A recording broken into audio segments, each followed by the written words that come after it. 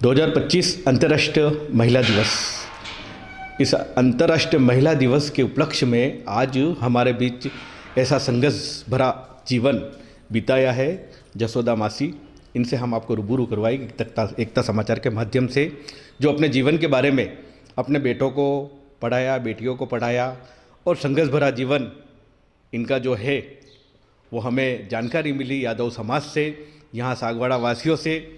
हम आपको एकता समाचार के माध्यम से ऐसी महिला जिनका जीवन संघर्ष भरा है, इनसे हम आपको रूबरू करवाएंगे। एकता समाचार के साथ हमारे बने रहिए। पहले तो एकता समाचार में आपका स्वागत है। आपका संघर्ष भरा जीवन हमें एक जानकारी मिली है, बताइए इसके बारे में।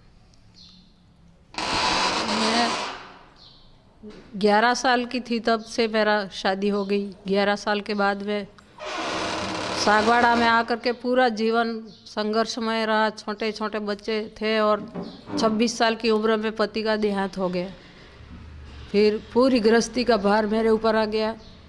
बच्चों को पालते हुए नौकरी की, फिर घर में बच्चों को पढ़ाई लिखाई के लिए पैसों की कमी पड़ती तो फिर मैंने भैंस पाल ली। भैंस का दूध और सब दूध घी बेच करके अपना घर चलाने के लिए मैंने बहुत सारी मेहनत करना शुरू कर दिया और इतना संघर्ष किया, पैदल नौकरी करना।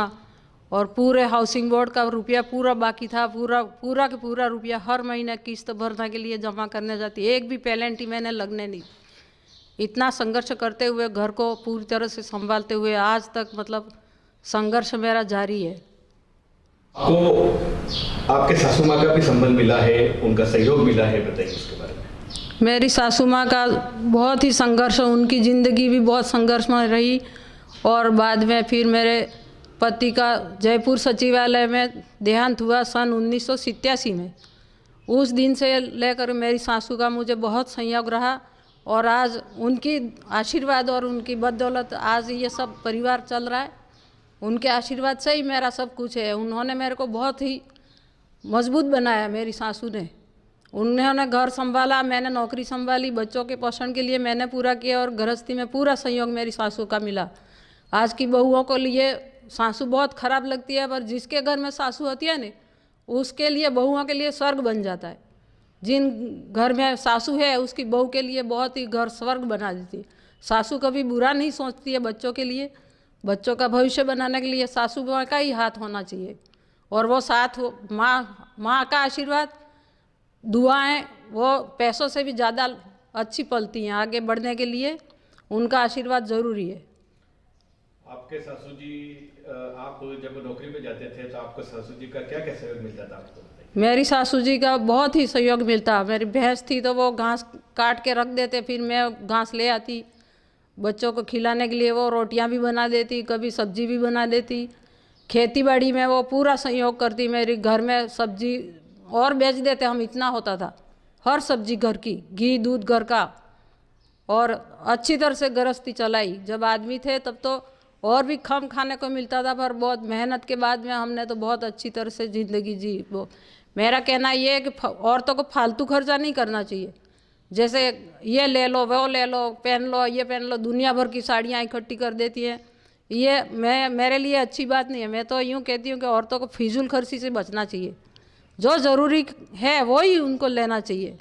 ये नहीं कि वो दिखावे के लिए ये खरीद लोगे, 2 मिनट देखेंगे और वो इंसान को किसको पड़ी है ये देखने के लिए, और फालतू में पेटियाँ भर भर के इकट्ठा करती रहती है। ये इससे बचना चाहिए फालतू खर्चों से। कितने वर्ष में इनका स्वर्गवास हुआ?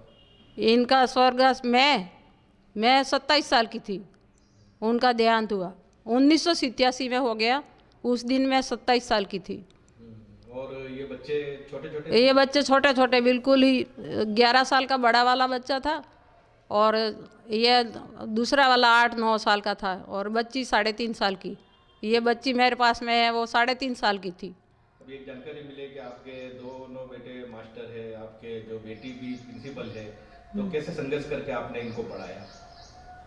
संघर्ष तो बहुत ही रहा, पर मेरे लिए पशुपालन विभाग भी सहयोग रहा। उन्होंने भी मुझे पूरी तरह से उनके हो सके इतना सहयोग उन्होंने दिया, समय दिया मेरे को बच्चों को पढ़ाने के लिए। और कभी किसी ने मेरे को दुखी नहीं किया। हर जगह से, सागवाड़ा में देख लो आप, जैसे सुधीर जी वाडेल जी हैं, ये अपने मांगीलाल जी हैं, इधर से केसरीमल जी हैं, कहीं से भी मतलब सब ने मेरे को आशीर्वाद दिया और अच्छी दुआएं दी। और जहाँ भी जाती मैं कि भगवान आपका अच्छा ही करेगा, रोना मत, यूँ कहते, मुझे रोने नहीं दिया किसी ने। आपके एक भैंस थी, आप बता रहे थे, हाँ। एक भैंस थी, उस भैंस का दूध और उसका कंडे बना के भी आप गांव में हाँ। बेचा करते थे, बताइए। वो मेरी सास है, वो कंडे इकट्ठा कर गोबर घास ले आती, फिर गोबर इकट्ठा करके वो कंडे बना देती। फिर मेरे वहाँ कोई बेचने के लिए, बाटी बनाने के लिए लेने आते तो मैं बेच देती, कंडे भी बेच देती, दूध भी बेच देती। फिर उससे घर अच्छा, घी भी बेच देती, यूँ तो घर अच्छा चल गया। घास तो हम खरीदते ही नहीं, मेरी सासू काट देती तो मैं ले आती। खेतों में बहुत मिलती थी पहले तो, जो मेहनत करे उसका था, नहीं मेहनत करे उसके लिए तो क्या था। यानी कि आपका सासू माँ का भी काफी आपको हाँ। संबल मिला, उनका सहयोग मिला। उनकी वजह से ही है, यूँ उनकी वजह से ही सब कुछ है। आज मेरे पास में 4-5 मकान भी हैं, मेरे पास में बच्चे भी अच्छे पढ़ रहे हैं, और भगवान करे आगे उनकी दुआएं। मरते वक्त मेरी सासू ने मेरे ऊपर हाथ ऊंचा किया, भगवान तेरे को सुखी रखेगा, यूँ। उनका जीवन भी संघर्ष भरा था। उनका जीवन बहुत ही, मेरे घर वाले जब 6 साल के थे और मेरी ननद 6 महीने की थी, और मेरे जेठ है वो 10 साल के थे, और उनके घर भी नहीं था, बिल्कुल खाने का भी नहीं था, मकान भी नहीं था, कुछ भी नहीं था। तो भी उन्होंने बहुत संघर्ष करते हुए मेरे पास में, फिर मेरे पति यहाँ ले आए, कॉलोनी में आए, डूब क्षेत्र में हमारा मकान C1 में मिला मेरे को प्लॉट। मेरे घर वालों को C1 में प्लॉट मिला, वहीं उस प्लॉट के अंदर साग भाजी सब करके हम जिंदा थे उस मकान में। फिर मेरी सासू ने पूरा सहयोग दिया मेरे को। इनका सुबह कौन से कितनी उम्र में हुआ? इनका 110 साल हो गए होंगे लगभग। 110 हाँ। की उम्र में इनका सुबह। कभी हमने विधवा पेंशन नहीं ली उनका, मेरी सासू तो कब से विधवा थी, कभी 1 रुपया भी नहीं लिया किसी ने विधवा पेंशन का। आजकल तो सब विधवा पेंशन नहीं ये लेते हैं, सब मेरे पास में ही रहे और अच्छे से रहे मेरे पास में। उनको गाय का घी दूध सब घर का ही खाते थे, वो काम करते खाते, बस 100 साल की उम्र में भी काम करते थे मेरी सासू। आज की आपका संघर्ष भरा जीवन रहा, आजकल की महिलाओं को क्या मैसेज देना चाहोगे? आजकल की महिलाओं को यही मैसेज के संयुक्त परिवार में रहें, उनके माता पिता को अच्छी तरह से सेवा करें, उनको कभी गालियां नहीं दें, उनको कभी ऊंचा नीचा नहीं बोलना चाहिए। आपको लगता है कि महिलाओं को किन चुनौतियों का सामना करना पड़ता है? महिलाओं को बहुत ही चुनौती पे सामना करना पड़ता है। महिलाएं चाहे तो वो स्वर्ग बना सकती हैं घर को, और चाहे तो वो नर्क भी बना देती हैं। आपको लगता है कि महिला शक्तिकरण को बढ़ावा देने के लिए क्या क्या किया जा सकता है? महिला शक्ति को बढ़ावा देने के लिए महिलाओं को एक दूसरे की अच्छी बात हो उसको मन में लानी चाहिए कि ये बात अच्छी है या ये बुरी बात हो तो उसको नेगलेक्ट करके महिलाओं को एकता रखनी चाहिए। आपके जीवन में सबसे बड़ी उपलब्धि क्या है? उपलब्ध कौन सी खुशी हुई जब आपने संघर्ष भरा जीवन बिताया, तो ऐसी कौन सी खुशी मिली वो बताइए। खुशी तो अब ये मैंने जितनी मेहनत ईमानदारी से की, इतनी मेहनत भगवान ने मेरे को, ये बच्चे सब अच्छे दिए मेरे को, अच्छी काम कर रहे हैं, अच्छी उन्नति पे हैं, गलत नशा नहीं करते हैं, कोई खराब काम नहीं करते हैं, ईमानदारी से बच्चे भी आगे बढ़ रहे हैं, तो वो खुशी मेरी। भैयाओं के बारे में बताइए, कहाँ का सर्विस है अभी इनकी? ये दोनों बच्चे बनौरी में, एक साथ ही एक ही स्कूल में। और बेटी वर्सिंगपुर में अभी प्रिंसिपल के पद पर काम कर रही है। यादव समाज के समाज सेवी सुरेश भाई हमारे बीच है। सुरेश भाई बताइए, आज आपने एकता समाचार की टीम को यहाँ बुलाया। राजू भाई, एकता समाचार का धन्यवाद, क्योंकि आपने सुना और यहाँ पधारे, हमारा मासी का इंटरव्यू लिया, इसके लिए आपको बहुत बहुत धन्यवाद। ये तो भाई चर्चा में है ही शुरू से, और हमारे भी कहीं दादा ने, अपने पापा और समाज में भी नाम सुना है कि जसोदा यादव ने काफ़ी संघर्ष किया, और वास्तविकता दिख रहा है आज जो उनके आपके सामने ये पेश है। क्योंकि उन्होंने जो संघर्ष किया तो ही ये हो, लोग कह देते हैं कि संघर्ष जीवन है, पर वास्तविक करेंगे तो पता चलेगा कि क्या है। अब मैं यही बता रहा हूँ कि हमारा मासी को आशीर्वाद उनका भी रहा है, जैसे कि उन्होंने जो खुद के लिए किया अपन औरों के लिए भी बहुत सारा किया, और उनका आशीर्वाद हमारे पे भी रहा जो हम भी यहाँ पे आज हैं। और उन्होंने शुरू से मेहनत की है, गाय रखी है, उन्होंने भैंस भी रखी है, और पूरी कॉलोनी में जो भी उस टाइम पे कॉलोनी में कोई रहता नहीं था, C1 एक मकान, और हमारे मामा जी का जो C8 नंबर है 10 नंबर, उधर ही रहते थे और कॉलोनी में कोई आबादी नहीं और अकेले मेन रोड पे रहना बहुत मुश्किल था। और कॉलोनी से सागवाड़ा हॉस्पिटल पशु चिकित्सालय में सर्विस के लिए डेली पैदल आना और जाना। आज कॉलोनी में से सागवाड़ा जाने के लिए किसी व्यक्ति को बस नहीं मिलती है तो वह वापस घर आएगा, और बाइक से भी जाना उसके लिए सही नहीं समझता, कौन जाएगा। ये डेली पैदल आना जाना, घास काटना, ये सारा तो कर ही नहीं सकता कोई। संघर्ष भरा जीवन बिताने वाले जसोदा बहन के बड़े पुत्र हमारे बीच है कुलदीप जी। कुलदीप जी, पहले तो एकता समाचार में आपका स्वागत है। सर, आपके परिवार से आज हमें एक मौका मिलने का एकता समाचार के माध्यम से। बताइए आपके मदर के जीवन के बारे में और आपके परिवार के जीवन के बारे में बताइए। सबसे पहले तो धन्यवाद राजू भाई कि आपने एक संघर्षपूर्ण कहानी के रूप में मेरी मम्मी को, परिवार को चुना और उनके संघर्षों को चुना। मम्मी का जो संघर्ष है वो बचपन से रहा, क्योंकि जब इनकी लाइफ शुरुआत होती है, जब समझ बनती है, तब तक इनकी शादी हो चुकी थी। और जब परिवार जब सेटल होता है, जब अपना परिवार जब संपन्न, बिल्कुल बच्चे सब हो गए, 2-3 बच्चे हो गए और अब परिवार अब सक्षम होकर के अब गाड़ी अच्छी चलेगी, उसी समय इनका विधवापन आ जाता है।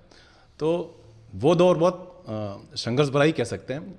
जिस उम्र में लोग शादी करते हैं, 27 साल के अंदर, लगभग 27-28 साल में शादी करते हैं, तब तक इनको अपना वैधव्य झेलना पड़ा और 3 बच्चों को बड़ा करने का संघर्ष। साथ ही इन्होंने उस बखूबी उसको निभाया। उन्होंने पापा की जो अनुकंपा नियुक्ति को उन्होंने लिया और नौकरी करते हुए और परिवार को संभालते हुए, साथ ही ये पशु प्रेमी भी थे। तो एक बछड़ा 3 से 4 दिन का भैंस का बछड़ा ला करके उसको दूध पिला के उसको बड़ा किया।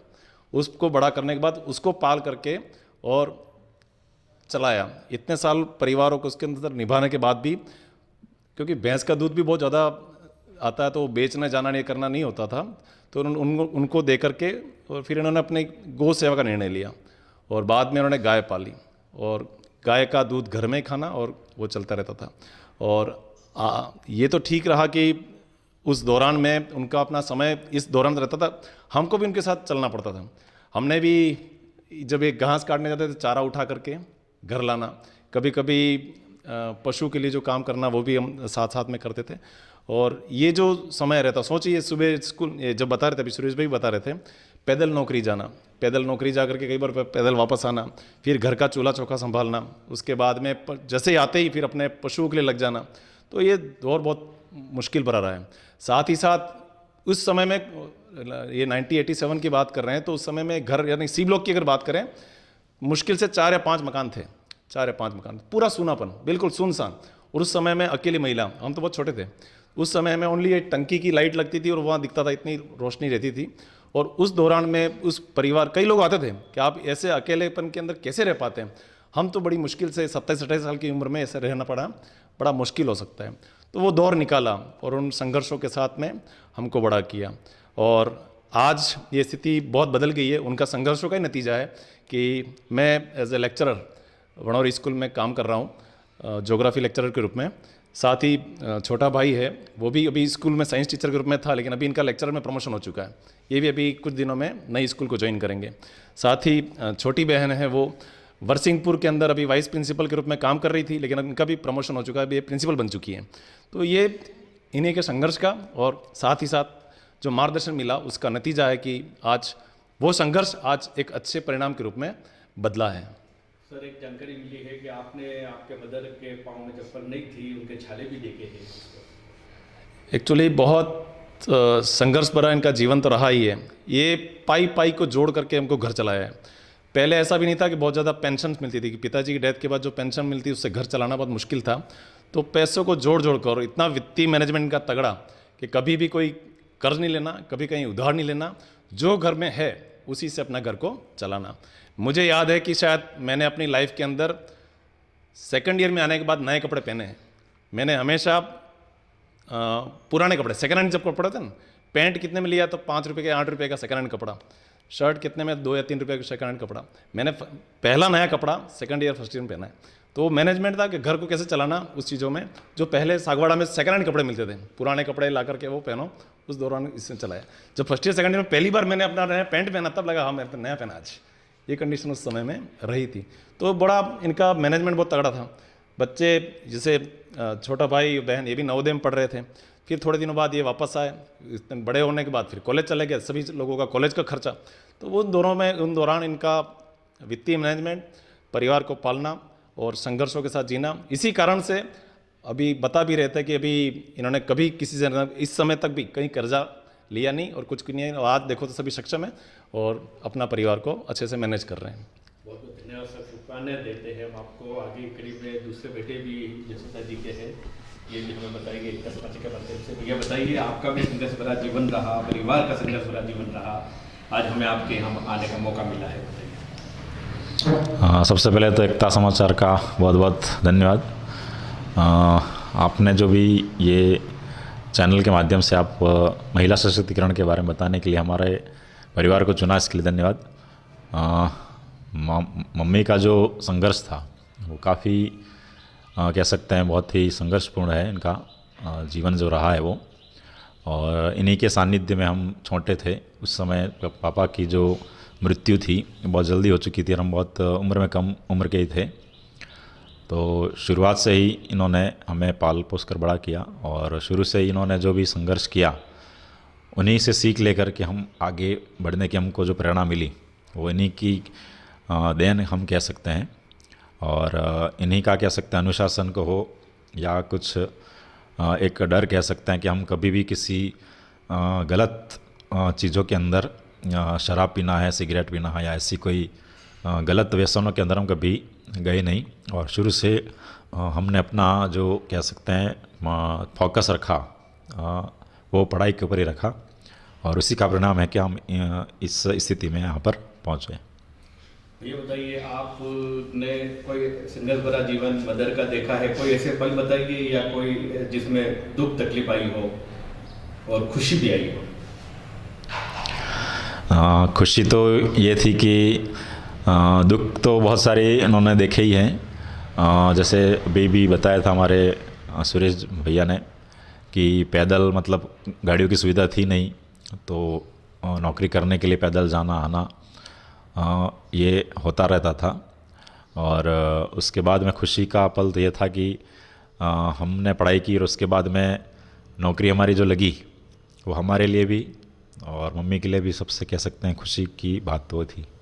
बहुत बहुत धन्यवाद साहब। अब आगे प्रिंसिपल मैडम हमारे बीच है, जो सबसे छोटी बहना है, हमारे जसोदा मासी की छोटी बेटी है। सबसे पहले तो एकता समाचार का बहुत बहुत धन्यवाद। मेरी कहूँ या हम सभी भाई बहनों की कहूँ कि बहुत इच्छा थी कि मेरी मम्मी का जो संघर्ष है वो किसी न किसी माध्यम से जनता तक पहुँचे, ये हमारी बहुत इच्छा थी, लेकिन अभी तक पूरी नहीं कर पाए थे। लेकिन आपके माध्यम से, एकता समाचार के माध्यम से अगर हम आज यहाँ पर मेरी मम्मी के बारे में बता पा रहे थे, इससे बड़ी खुशी की बात हमारे लिए कुछ हो नहीं सकती है कि हमारा सपना आपने पूरा कर दिया। तो आपको बहुत बहुत पहले तो धन्यवाद। जैसा कि मम्मी ने बताया, भाइयों ने बताया कि बहुत कम उम्र में ही मेरी माताजी को वैधव्य झेलना पड़ा, मात्र 26 वर्ष की उम्र। जब किसी आजकल तो लड़कियों की तब शादियां होती है या उसके बड़ी उम्र में भी शादियां होती है, 27-28 में भी लड़कियां कर रही हैं, लेकिन 26 साल की उम्र से मेरी माँ ने वैधव्य झेला और अपने छोटे छोटे बच्चों को बड़ा किया। और इस दौरान उन्होंने जो संघर्ष उन्होंने झेला, उस समय हमें यह, क्योंकि हम छोटे थे तो हमें यह एहसास नहीं था कि ये उनका संघर्ष है। हम मानते थे कि ये ना पता नहीं जो माँ है वो हमारे साथ ऐसा क्यों कर रही है कि हमारी जो सुख सुविधाएं जो दूसरे लोगों को मिल रही है वो हमें क्यों नहीं दे रहे हैं, ये हमें बहुत लगता था। जैसे एक लड़की के नाते कहते हैं तो मुझे लगता था कि सब लड़कियां जब चूड़ी पायजेब पहनती हैं, मेकअप करती हैं, तो मुझे क्यों नहीं करने देती है मम्मी, क्योंकि मम्मी का बिल्कुल इसका विरोध में थे कि इन सब चीज़ों में नहीं, तुम्हारा पूरा फोकस है वो पढ़ाई पर होना चाहिए। उनका हमेशा से ये रहा है। उन्होंने कभी चूड़ी दिलाई है या पायजेब दिलाई है ऐसा नहीं। कभी कभी वार त्यौहार में कहते थे, परिजन भी कहते थे, रिश्तेदार कहते थे कि भाई वार त्यौहार तो इसके होना चाहिए, कुछ तो ऐसा क्यों है यूँ। तो मुझे भी लगता था कि हाँ सच में है ना, मम्मी ने मुझे कभी भी इस तरह का दूसरी लड़कियों के जैसा रखा नहीं है। लेकिन आज मैं पूरी तरह समझ पा रही हूँ कि अगर उस समय मेरे को उस तरह से रखा होता उन्होंने, तो शायद मैं आज इस मुकाम तक नहीं पहुंच पाती। तो ये सीख है मेरे लिए उनसे। तो ये भी मैं है ना आपके माध्यम से, इस चैनल के माध्यम से सबको ही बताना चाहूँगी कि और जो अभी आजकल की जो युवा पीढ़ी है उनकी लड़कियों को भी यही कहना चाहूँगी कि अपना पूरा फोकस है वो सबसे पहले अपने कैरियर पर रखो, अपने आप को आत्मनिर्भर बनाओ और उसके बाद तुम्हारी जितनी भी इच्छाएं हैं वो पूरी आप कर सकते हो। अगर आपको पूरे जीवन में आपकी सारी इच्छाएं पूरी करनी है तो मेहनत करनी है। तो मेरी माँ से हमने बहुत कुछ यही सीखा है, और यूँ कहूँ कि बहुत सारे अच्छे गुण हैं वो हमने हमारी माँ से सीखे हैं। स्वाभिमानी गुण, कितनी भी बुरी परिस्थिति क्यों नहीं आई हो, लेकिन कभी किसी के ऊपर निर्भर रहना उन्होंने हमें सिखाया नहीं। हमने देखा है कि वो कभी किसी के ऊपर निर्भर नहीं रहे। हमेशा उनका रहा है कि जितनी चादर उतने पैर फैलाओ। उनकी जितनी होती थी उसके अनुसार वो अपना घर का खर्चा कर लेते थे। कभी इच्छा होती कि हाँ हमारे पास नए, जैसे भैया ने बताया कि नए कपड़े हमारे पास नहीं हुआ करते थे, बहुत इच्छा होती थी हमारी कि नए कपड़े हमारे पास आएँ। जैसे स्कूल वगैरह जाते थे तो ये होता है कि 7 दिन में 1 दिन गुरुवार को रंगीन ड्रेस पहनने की छूट मिलती थी। तो हमें ये लगता था कि ये क्यों छूट है, ये 7 दिन यूनिफॉर्म क्यों नहीं चलती है, क्योंकि हमारे पास पहनने को कपड़े नहीं थे। तो वो दौर हमने देखा, तब लगता था हमारे पास नए कपड़े भी नहीं है, कुछ भी नहीं है। लेकिन है ना, तब मम्मी का ये था कि किसी से मांग करके या ऐसा अपना कोई कपड़े अपन को कर देने, या ऐसा खर्चा भी नहीं कर देना है कि कपड़े खरीदने के चक्कर में पैसे फालतू व्यर्थ बहाए जाए, क्योंकि उनको पता था कि उन पैसों की बचत करके उनको आगे क्या करना है। उनको पता था कि मेरे बच्चों के आगे भविष्य बनाने के लिए मुझे इन पैसों का कहीं ना कहीं मुझे ज़रूरत पड़ेगी। तब मैं किसी से मांगने जाऊँगी तो फिर कोई देगा नहीं, तो मेरे बच्चों का भविष्य क्या होगा।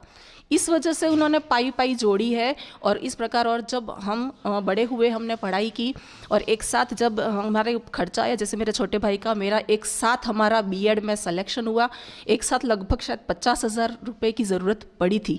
और तब भी मेरी माँ है ना, जब अच्छे अच्छे लोग जो समय थे उनके पास ये नहीं थी, उनके पास मतलब इतना पैसा उनके पास नहीं था, लेकिन मेरी माँ को किसी से मांगना नहीं पड़ा। उन्होंने वह व्यवस्था कर दी, हम दोनों की फ़ीस पर ही हम दोनों को बीएड करवाई। तो इनसे बहुत कुछ सीखने को है। इनका संघर्ष भरे जीवन से हम देखें शुरू से लेकर के आज तक में, तो एक किस तरह से हमें एक परवरिश करनी चाहिए, हमें किस तरह से बच्चों को हमें कैसे संस्कार देने चाहिए, ये सारी बातें हमने सीखी हैं। स्वाभिमान की बात कहें, आत्मनिर्भरता की बात कहें, हमारे सबसे पहले प्रायोरिटी जीवन की क्या होनी चाहिए, हमारा जीवन अच्छा बनने के लिए हमें पहले कैसा रहना चाहिए, बहुत कुछ हमने भी हमारी माँ से सीखा है। आपका संघर्ष भरा जीवन सभी परिवार का, आज हमें भी रोना आ गया कि ऐसा संघर्ष भरा जीवन जो है शायद हजारों का हो या लाखों का हो, इन लोगों में रहता होगा। आज एकता समाचार के माध्यम से समाज सेवी सूरज जी हमारे बीच है। एकता समाचार के माध्यम से आज ऐसे संघर्ष भरा जीवन जिन्होंने बिताया, ऐसे जसोदा मासी का हम स्वागत कर रहे हैं। सूरज भाई, जसोदा मासी का स्वागत करिए। आज एकता समाचार के माध्यम से बड़ी संघर्ष भरा जीवन इनका एकता समाचार के माध्यम से पेश हुआ है। आगे हमारी कहानी के साथ आप जुड़े रहिए, हम आपको लेके चलेंगे। शुक्रिया, धन्यवाद। सर, हमें एक और जानकारी मिली है कि 4 वर्ष की उम्र में ही आपके खेल के प्रति रुचि थी और आप इंटरनेशनल, नेशनल पे भी आप खेल के आए हो, बताइए। ये खेल के लिए मेरे फादर ने मुझे विद्याभवन उदयपुर में रखा था कक्षा 3री के अंदर, और वहाँ से खेलना शुरू हो गया था। और खेल के बाद जब वहाँ से विद्याभवन छोड़ के जब सागवाड़ा में आया, पर खेलना जारी रहा, लेकिन यहाँ पर भी डिस्ट्रिक्ट के बेस्ट प्लेयर के रूप में रहे, फिर स्टेट खेलने जाते, ये सब चलता रहता था। लेकिन नेशनल के लिए सिलेक्शन होने के बावजूद भी, स्कूल के नेशनल में सिलेक्शन होने के बावजूद, उसकी जो एक कैंप लगता है, उस कैंप में यहाँ से मेरे साथ कोई, मैं बच्चा था, मेरे साथ कोई आया नहीं, तो नेशनल कैंप ज्वाइन नहीं कर पाया और वहाँ खेलना मेरा स्कूल नेशनल नहीं हो पाया था। लेकिन मन में था ही कि मुझे कुछ करना ही है इस खेल में। जब जॉब लगी, जॉब के बाद अपने पास पैसा भी रहता है, अपने खर्चे अपने कर सकते हैं, उसके बाद खेलना शुरू किया है। और ये आफ्टर जॉब ये ऑल इंडिया चैंपियन मयूर शूटिंग का, उसकी ट्रॉफी है। मयूर इंडिया, ऑल इंडिया शूटिंग के अंदर मयूर विनर रहे थे। ये Rajasthan champion inter district tournament के अंदर बने थे। ये राज्य के पहली बार अंतर जिला टूर्नामेंट हुई थी, जिसके अंदर राज्य विजेता का खिताब अभी मिला है। और इसी तरह से पहली बार ही अंतर संभागीय टूर्नामेंट हुए थे सिविल सेवा के, उसमें भी राज्य विजेता बांसवाड़ा संभाग रहा था, जिसके अंदर मैं टीम कैप्टन के रूप में रहा था। और इस खेल के दौरान ये सब मिल रहा है, और भविष्य में भी हम सोच रहे हैं कि इस जिले के अंदर खेल आगे से आगे बढ़े, उसके लिए प्रयास जारी है।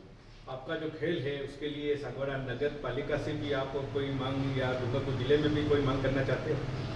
बिल्कुल, आपने बहुत मन की बात पूछी है, क्योंकि बहुत दिली इच्छा है कि जो टेबल टेनिस खेल यहाँ पे, मैं अकेला नहीं, यहाँ पे कई सारे और खिलाड़ी भी खेलते हैं। और अभी गत साल हम 5 लोग नेशनल खेलने के लिए गए थे। अभी फिर हम 15 तारीख को दिल्ली नेशनल खेलने के लिए जा रहे हैं, जिसमें मैं हूँ और 3 लेडीज़ और हैं। 4 खिलाड़ी भी नेशनल खेलने जा रहे हैं, पर हमारे पास अभी खेलने के लिए कोई ऐसी जगह नहीं है जहाँ पे हम सब लोग मिलकर खेल सकें। ठीक है, हम चाहते हैं 1 या 2 लोग खेलते हैं।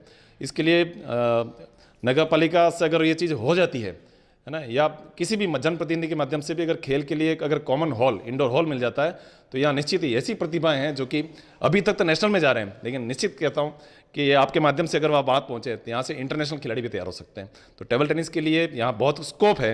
अगर जनप्रतिनिधि और अधिकारीगण इस पर ध्यान देंगे तो निश्चित ही भविष्य उज्ज्वल है टेबल टेनिस का इस जिले में। धन्यवाद। बहुत धन्यवाद साहब, आपकी ये बात हम जिला कहो या मुख्यमंत्री भजन लाल जी की सरकार कहो, वहाँ तक पहुँचाएंगे। धन्यवाद राजू।